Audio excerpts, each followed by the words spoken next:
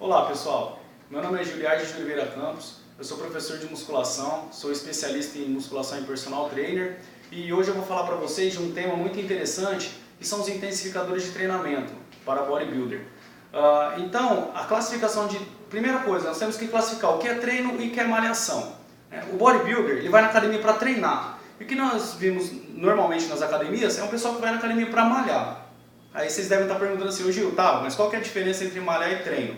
A malhação é aquela característica de treinamento que você vai para a academia no âmbito de encontrar seus amigos e não está totalmente focado no que você quer fazer em relação ao exercício. É aquela pessoa que vai na academia, começa a treinar, faz uma série de repetições, se são 10 repetições, às vezes ela faz 10 quando ela poderia fazer 20 ou até mesmo 25, porque a carga é muito leve. Então ela está ali apenas malhando, né? Ela não está preocupada em atingir a sua alta performance muscular para acontecer as adaptações para aumentar esse músculo. Então a malhação é você ir na academia fazer um treino, só que de baixa intensidade, sem focar a exaustão máxima do músculo. Diferentemente do treino. O treino em si, quem treina pesado, no caso os bodybuilders, eles encaram cada série como a série principal, aquela série importantíssima para aquele momento do músculo deles. Então, isso é a característica de quem malha e de quem treina. Treinar é treinar realmente pesado e malhar é fazer aquele treino que é um treino mais brando, é um treino que você não vai produzir a exaustão máxima do seu músculo, certo? Agora passe por favor para mim o vídeo de apresentação minha e do André e o aquecimento. Agora em seguida eu vou começar a falar dos métodos de intensificadores de treinamento. 3, 2. Vocês viram agora, né, o vídeo do André fazendo um aquecimento antes dele iniciar um treinamento pesado, né? Alguns atletas utilizam séries mais rápidas, com menos carga. O importante é a musculatura estar preparada para fazer o treino. E o André ele demonstrou lá no supino o treino. O método que nós vamos começar a explorar com o André, ele é denominado método metabólico. Porque é um método que você faz mais repetições, né, e utiliza 1 ou 2 ou até mesmo 3 ou mais exercícios para cada série. Então cada método tem um nome. Por exemplo, o biset é a união de 2 exercícios para o mesmo grupo muscular. O triset você une 3 exercícios, cada um com uma sua particularidade.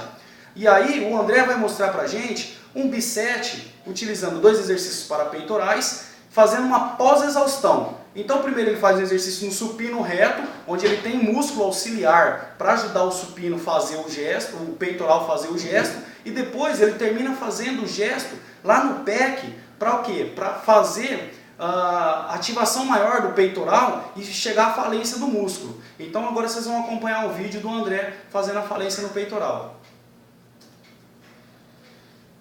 É o vídeo linkar com biset pós-exaustão mais biset pós-exaustão. É o nome dos vídeos. Agora eu vou voltar falando sobre os métodos dorsais e as implicações dos treinos.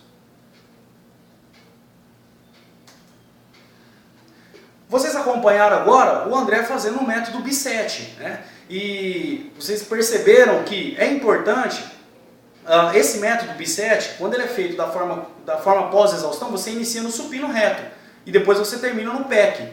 O inverso seria a pré-exaustão, que também é um biset. Você pode iniciar o treinamento no pec e terminar no supino reto. E aí você deve estar perguntando assim, ô Gil, mas qual que é a diferença? A diferença é, qual que é o seu objetivo?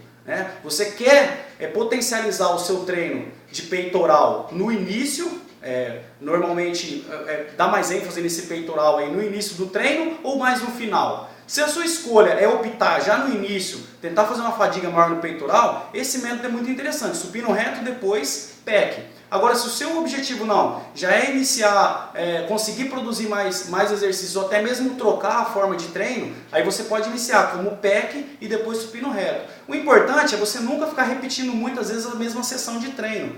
Por exemplo, você pode pegar 3 semanas fazendo supino reto, depois pec, e aí depois você troca, começa a fazer pec, supino reto, porque o seu músculo ele não vai acostumar com aquilo que você fez nas semanas anteriores. Então vai provocar uma melhoria aí de hipertrofia interessante. Então o importante é sempre você estar trocando essas técnicas, né? Agora, para dar continuidade, eu vou falar para vocês da musculatura dorsal. A musculatura dorsal ela tem algumas implicações com relação à execução, a forma como você vai fazer.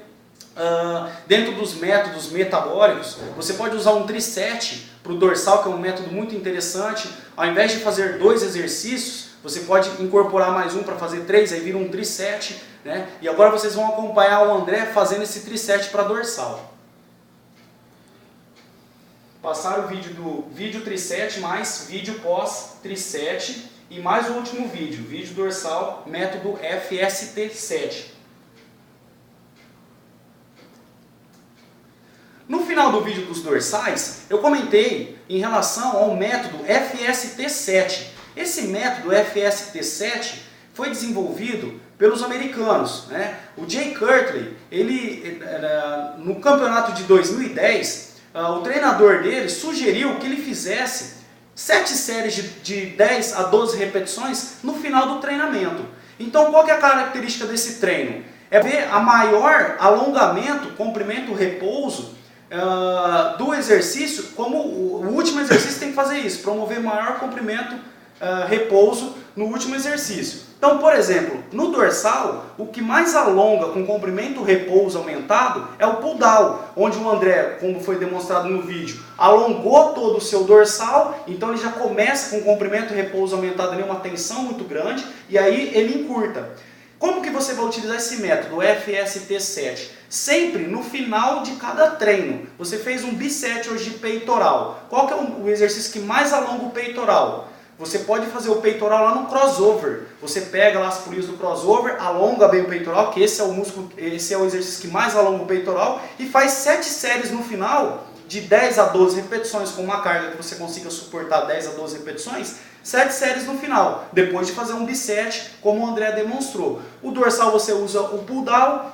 Cada exercício tem uma implicação. O FST7 de cada exercício é diferente. Por exemplo, o de ombro, normalmente, os deltoides, né, que são a parte do ombro, normalmente os atletas eles fazem uma flexão de coluna à frente.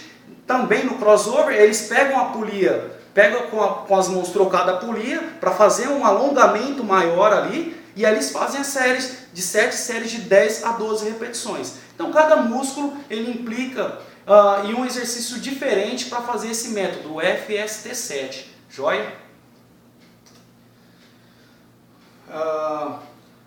Passar o vídeo agora de leg press repetição forçada.